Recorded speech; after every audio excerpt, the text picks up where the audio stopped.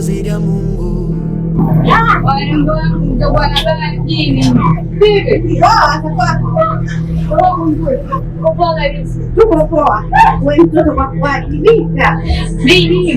Yaani uonekani wewe mtoto.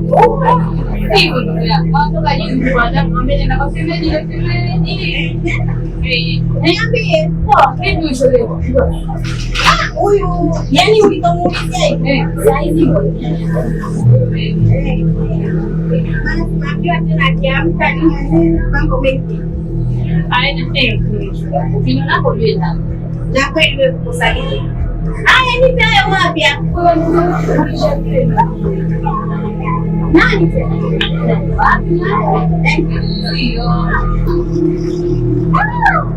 Mke wa wewe. Achana naye yule chizi. Chizi yule hana lolote. Wala hata yeah. So kwa Aisha mpaka atia ubaya. Achana naye.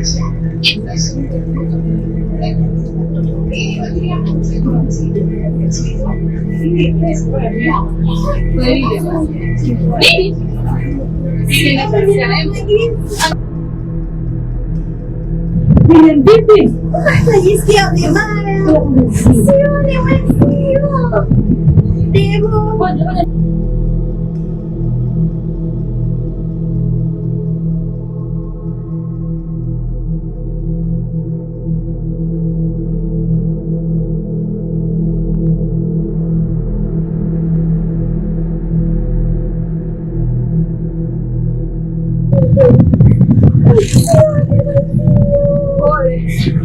Hello?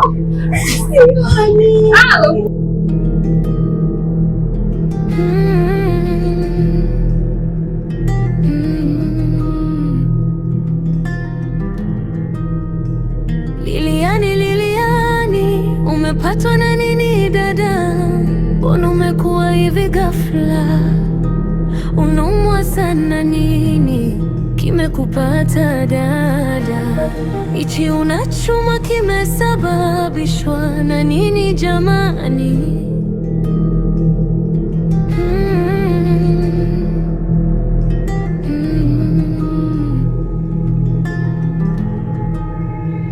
Liliani, umepatwa na nini dada? Mbona umekuwa hivi ghafla? Unaumwa sana nini? Kimekupata dada? Ichi unachuma kimesababishwa na nini jamani?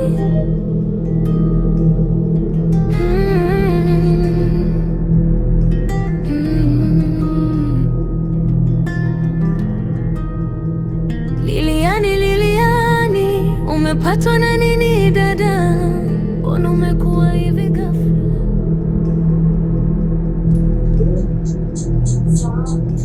Nyinyi ndio ndugu halisi wa mke wa Lilian.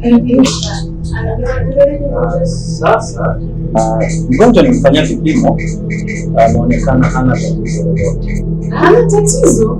Ndio, hana tatizo lolote. Yaani kivipi unasema hana tatizo na hali kama ile tulikuja nayo jamani? Sawa, mimi ni daktari na nimemfanyia vipimo vya daktari, anaonekana hana tatizo lolote. Daktari sawa, wewe daktari sawa, lakini vile tulivyokuja wewe si mmoja kuja hapo unasema hana ugonjwa. Sawa, ni sawa, lakini tunaonyesha hana tatizo lolote. Okay, sawa. Haya, unatusaidiaje? Hana tatizo sawa. Unatusaidiaje at least yani tumeona tayari. Mimi nitakuwashauri. Tafuteni njia nyingine. Sawa? Tafuteni njia nyingine.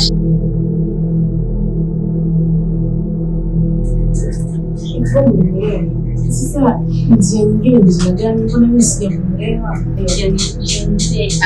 Labda mimi naishi huko kwenye tiba za asili. Tiba za asili yani bado yani bana nini? Tiba za asili kwa waganga kienyeji huko ndio pana kumaanisha. Sasa waganga wao wanafahamu au tunawapata wapi? Yani swala hili yeye asili. Ipo mmoja anayefahamu inabidi mkoani na mfahamu alipeleka mengi na twende huko. Sasa hivi msijili nini sasa?